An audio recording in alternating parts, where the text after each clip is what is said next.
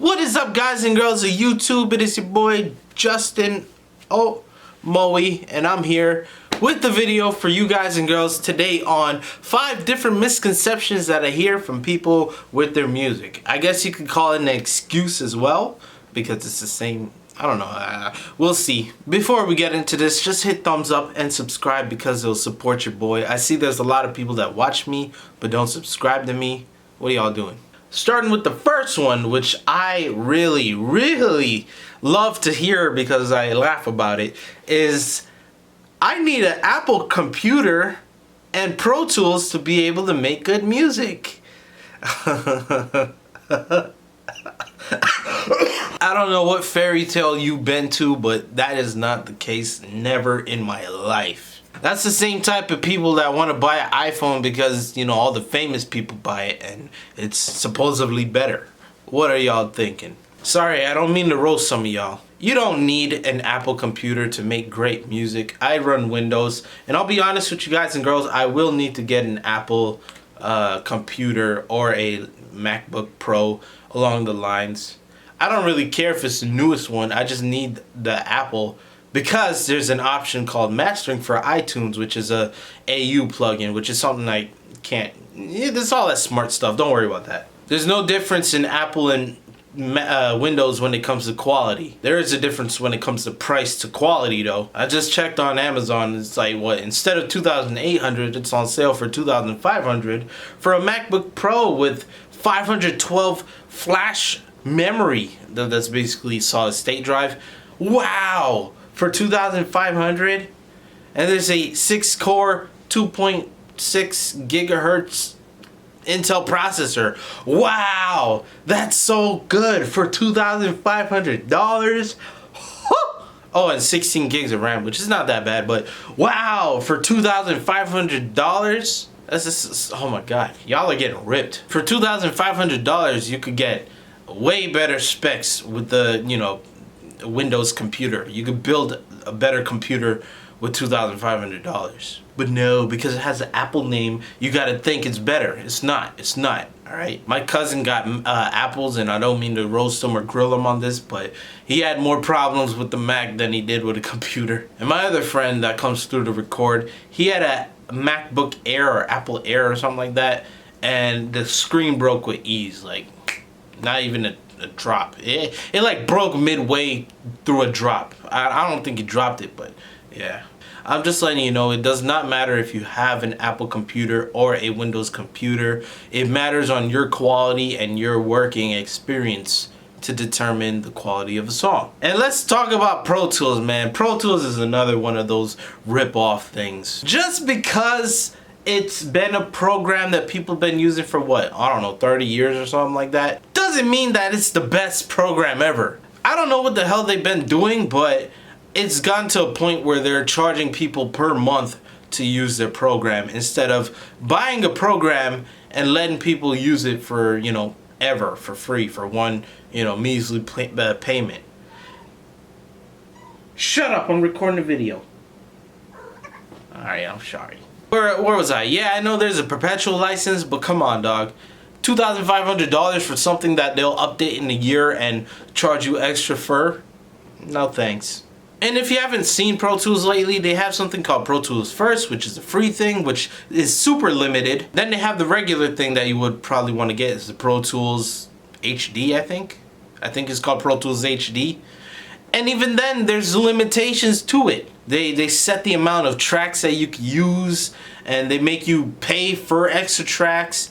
Even with the Ultimate version, they make you pay for extra tracks in a song. Why? It's basically using a key to unlock a door. You gotta pay for that shit? No! But they make you do that. Oh, to enter the bathroom, you gotta pay 25 cents. What is this, Coney Island? Actually, that was 50 cents. But yeah, just because it's a program that people have been using doesn't mean it's the best. And I've heard it from other people on YouTube ranting about Pro Tools, even though they have to use it because, I don't know, they work in the studio or something. Number 2, this is something that the commoner people, I guess, would talk about, is my mixing sucks because it sounds bad in my car or in my friend's car. It sounds bad in the car. I hear this a couple times from people who, you know, come through for me for mix and mastering. JustinOmoe.com, by the way. Hurry up while the sale is still there. I may double my prices again. I don't know. We have to see about it. But yeah, sorry, back to the track. People hit me up for mix and mastering. I do their stuff and mix and master the song, and then they say it sucks in the car. It doesn't sound right in the car. It sounds good in my headphones, sounds good on my phone, but it doesn't sound good in my car. Okay, if it sounds good on your headphones and it sounds good on your phone and it doesn't sound good on the car, which do you think is the reason? Is it because the mix of the song, or is it because your car? Think about it. Think about it, guys and girls. I do explain to them though, it's not because of the mixing of the song precisely, or most of the times. It has to deal with the way your car is built. Some cars have, you know, speakers in the front, speakers in the back, tweeters on the top sides. Some cars don't even have that. Some cars have speakers down at your ass level, you know. That's all different things that could affect the way you hear the song. Oh wait, hold on, there's more. There's a type of speakers. There's something called tweeters, there's something called kickers, something called speakers. Loudspeakers, I guess. Those have different type of frequency responses depending on, you know, the product that you buy of the car speakers. The only one I really know is Pioneer, and I guess Bose is another one. But there's many different car brand speakers and many different frequency envelopes that plays a song in many different ways. Those speakers could be not amplified, or hold up, we're not done. We're not finished with the car yet, boy. Let's talk about the radio. The radio, you know, the thing you put into your car so you could hear your music. That also has a different way of processing the music. Hold on, we're not done. I think this is the last one. But there's also an EQ setting that could be in, you know, the radio that you set. Maybe you pump the bass up at 5, treble to 2. Maybe the equalization is set onto pop, funk, or jazz, or maybe bass. That could be why. There's many different reasons why it would sound bad or not good in a car. So if it sounds good in your iPod headphones, if it sounds good on your phone speakers, but it sounds bad in your car, think about it. Think about it. And for those who still think it's their car, you know, that's not the problem. You know, I wouldn't be spiteful, but if you mix it to the way it sounds good in the car, it might sound trash on your headphones or your phone, and they would like it, but that's just fitting to their bubble, you know, their car. If it sounds good in their car, it might sound bad to everyone else. I don't know. Some people really don't understand that. Number 3, I need better equipment to make my song sound better. It's a yes and no at the same time. All I just want to let you guys and girls know is that I used a laptop from 2008 with FL Studio, the demo version, using FL stock plugins and stock sounds, and still made a dope song from it. Oh, and I also used a USB microphone as well. And I have it recorded so you guys and girls can see the whole process, from me taking like what, 15 minutes to even boot the computer up, and you know, all the rest of the process. What I'm trying to say is that not all the time it's your equipment that you have to focus on. It will be your skills, the way you record yourself, the, you know, room and all of that. But yeah, if your song sucks, don't blame your equipment, blame yourself, or blame whoever's working on your music. Oh yeah, and a pro tip, never blame other people for your faults and your problems.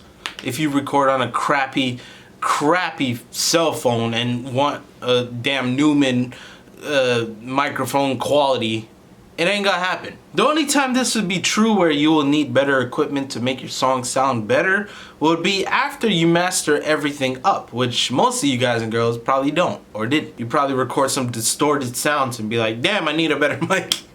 That's all dumb. So yeah, fix yourself up before you try to fix other things. In conclusion, you don't need better equipment, you need better skills. And if your skills are amazing and people could see it, that's when you should focus on buying better equipment. Like I did with the Focusrite Claret, even though it was way overdue. And that solid state Logic Fusion that was, you know, about the price of a MacBook on discount. Alright, number 4, to make your song sound better, it needs to be the loudest it could be. That is not true at all. I know there's a lot of people that think louder equals better, but it's not. It is not. And I can understand, because sometimes I listen to the song, and when you raise it up psychologically in your mind, just because you think it's louder or you hear it's louder means it's better. It's not. It's not. It's something you got to train yourself to, you beat yourself, beat it into your head. Going along with the word louder, let's talk a little bit about mastering. It's not essentially making the song as loudest as it could be, even though, it's something that a lot of people, even myself, would say. But mastering would be making it as optimal as it should be. And with that, I mean saying making it great enough to the point where you can adjust it, or the mastering engineer or whatever would adjust it to make it fit different platforms now that we're in the new age. But before, it would be to make it as nice and loud as it could be for, radio stations or CDs. Alright, I know it's a little bit confusing, but let me go ahead and talk to you guys and girls a little bit about dynamics, alright? When you make the song louder, you're killing off what is known as dynamics. That's like the air, like you hear the little part. If you raise it up, you're killing off the dimension of that. You're making it like that. Dynamics is something that people use, and it's really a part of music in itself. Like if you go back to, I guess, the Renaissance era, I don't know, back with Mozart and Beethoven and Bach and Haydn and all them people with the piano, there is a loudness and a softness that goes into the music to evoke emotions, dog. Like, what was it called? The Magic Flute? I think that's one of the good ones from Mozart. I don't know. I could be spitting nonsense. But there's some that goes, if you get what I mean by that. Oh, a good one would be Beethoven's Movement Number 14, Moonlight Sonata, Phase 3. The one that goes.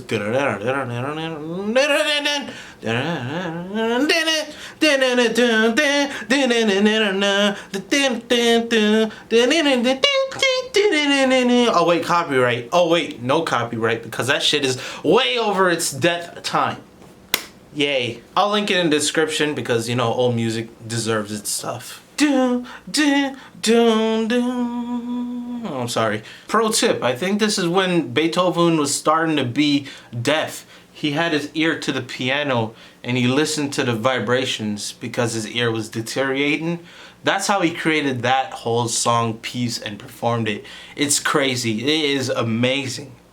And it could also be a lie. I don't know. People could make up some bullshit. But yeah, dynamics, the low sounds that has air, that's part of music. So if you think about loudness, it's not gonna make it great. It will just emphasize, it'll maximize that low sound, and it won't be as impactful to a person. Because even though loudness is cool, lower sounds makes more of an impact. That's why when you hear harmonies, it's low. It's very low to the point where you can hear it on the sides, and it makes a difference. Okay, I'm sorry. It's been a long video. I hope you have been eating your snacks and joining along. Thank you for watching to this point, by the way. But let's talk about the last one, which is my songs is not getting enough views. That means that I have to make better songs. And sorry to say, or is it sorry to say, but I'm glad to say that that's not the case, alright? You could make the best song in the world, but if it's stuck in your hard drive, who's gonna hear it? Nobody's gonna hear it. It's the hard drive, it's the graveyard, you basically just put in the graveyard. You want this to not be dead in your graveyard, you want it to be out in the public. Not like Frankenstein though. But yeah, you can have the best song ever, but not even put it public or not really promote it like that. Who are you showing it to? I upload it to YouTube, therefore it is, there for the world to see. Not precisely. I mean, you put on YouTube, who the hell's gonna search it? Maybe it could do with your metadata. Maybe you're not putting in the right information on the song for people to actually search or discover it by hearing other people's relative, style. Let's say, for example, in the tags you put, I don't know, friggin' lo-fi. That's like the best thing I could hear. And then there's a whole bunch of hippies or hipsters listening to lo-fi, And in the recommendation on the right side of YouTube, they see your song, or maybe after the song they're listening to is finished, their 1 hour live session, girl playing, doing her homework type of video is done. It might be next. It might be next up. It'll be like up next. I don't know, Joe Schmo's lo-fi song, and you know it'll be da da da da da pa. Then it goes to your song. That's called being discovered. That's because you added metadata. And that's a lot of things that people don't put into consideration. Oh, I got my song, let me put on YouTube. Bop. Young Jeezy Weezy, Lil Young Jeezy Weezy, that's your artist name. Song name, Trapping Real Hard. You know, the most generic freaking name I probably made up in the world. Trapping Real Hard. Who's gonna wake up in the morning and be like, bro, let me listen to some Lil Young Jeezy Weezy Trapping Real Hard, or, you know, discover it? No. And this is just YouTube. Let's talk about other things. I mean, like, put on Twitter. Who the hell's gonna search? Who's gonna find out that on Twitter? Unless a big page or a big celebrity hears your song on, I don't know, SoundCloud or something, because of that stuff, you're not gonna get far. And I know some people that did get heard from big people like, what's his name? Famous Dex. He heard one song from this guy I met in Tampa. His name, the song name is Lackin', and he got like 23 million views, and he didn't get a follow-up to it. I'm sorry if I'm grilling you, but I told you in person, so, you know. Because he didn't follow up with it, people just heard that one song and they're gone. What I mean is you got to build up a follow-up. You have to have songs made to be able to get this, you know, views and stuff like that. It's not because your song sucks. And if your song does suck, I'll let you know, or people will let you know. Alright guys and girls, 25 minutes of knowledge I will hopefully condense into 10 for y'all. Yes, let me know what you guys and girls think about this. It is your boy Justin Omoe, and if you love your boy, don't forget to hit like and subscribe and share this to some people that, you know, work with music. I honestly mean it. Thank you so much, and I appreciate it. I love each and every one of you guys and girls. And yeah. Once again, it's your boy Justin Omoe. With that being said, peace. I'm out. Oh.